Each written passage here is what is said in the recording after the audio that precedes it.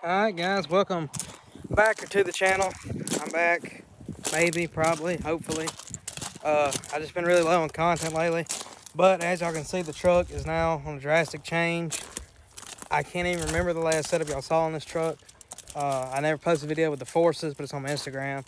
So my 24s and 35s are probably the last setup you've seen on this truck.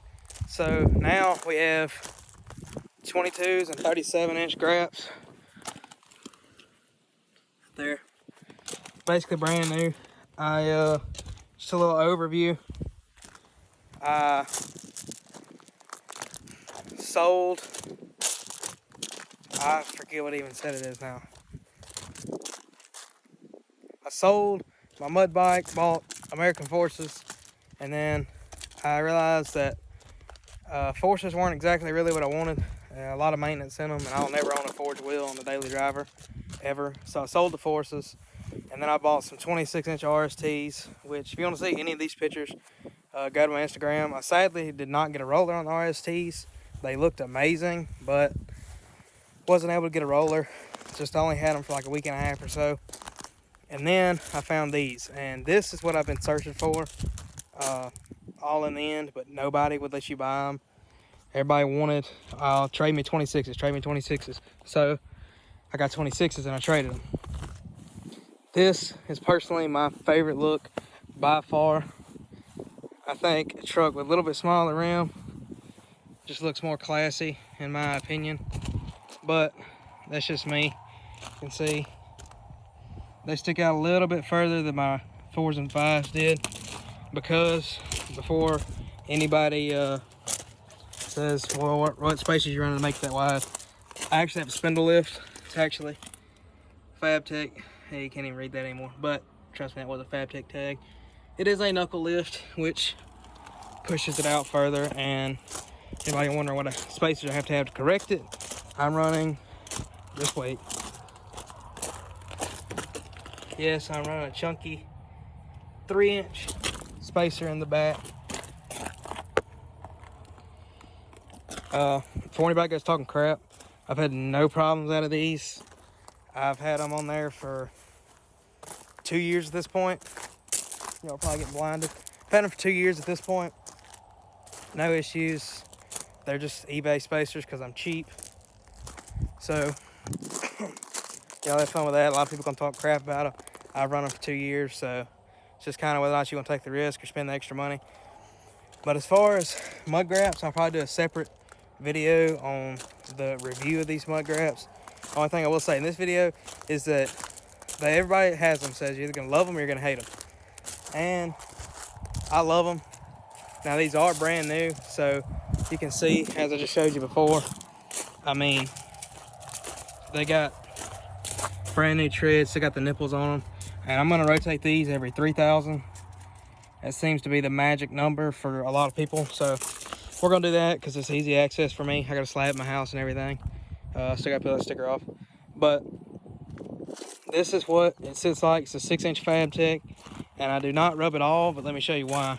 So not only are my torsion keys cranked up, which I gotta get some lift torsion keys, just take some of the stiffness out of it, but when I had my American Forces, I just let them do their thing, and this is what they did. I just gotta get a hammer and hit that in a little bit, but you can see all it really did, get the camera in here, was push that bottom piece in. And I mean, if you ask me, you can't tell unless you really get up in there and look at it, but because that is done, this truck completely clears 37s on a 6-inch lift. You can see I've done hit this side back in a little bit, but all it did was push all that back, which I contemplated cutting it, but I just let them self-clear, and now we have no issues. So it doesn't rub at all. I can hit a bump, I can turn, it's whatever, it doesn't matter. But I do want to get some 3-inch lift keys because mine are cranked up pretty good. You can see it right there. And for those that don't know, you can run lift keys and not turn them up. It's gonna pick it up anyway. So I'm gonna get some lift keys, take the stiffness out of the front end. But these mud graps do ride good. They are loud, but they're not, you you hear people say they're unbearable, they're not unbearable, but that's for another video. Anyway, I just want to give y'all a quick little look of the way the truck sits now and the way it's probably going to sit. You probably saw in that little intro video, I did get a new radio. So video on that. I've been doing a couple of things here recently, but haven't had time to make any videos. So I got my new radio, new setup, new wheel lights, and also got 5-inch tips put on. They're already dirty. Can't keep a tip clean. But 5-inch tips, and also did some high flow caps. So I will be making another exhaust video, but as you can see in there, there's the high flow caps right there. Another thing, just eBay, because I'm cheap. There's a subwoofer wire right there. I gotta rip out because I'm redoing all my wires. But cut out the factory ones, just put the high flow ones in. They're high flow, which basically means I did a cat delete. I mean, you can take a set of these high flows and look through them, and you can't see anything. You can't see anything blocking anything. It's got a little bitty filter in there that does not do anything at all. So basically cat delete. I'm still running my Super 44. Still don't like straight pipes, but I'll be making a video on mud grips and my new exhaust setup, which sounds way better. I will say, if you have an older truck and you maybe notice your gas mileage going down a little bit, or you want it to be a little bit louder, cutting those cats out is the best thing I ever did. My gas mileage went up by 2 miles per gallon, which is a lot when you're driving an OBS Chevy. For anybody wondering, I get 12 miles per gallon right now. It is what it is. I want to re-gear it, but re-gearing, I don't know if anybody's ever taken to it, comes out to be really expensive.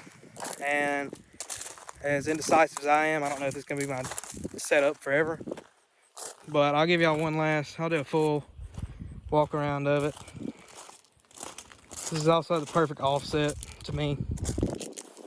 Stick out wide enough to be cool, but don't chunk rocks all your mirrors and everything like that, like my Forces did.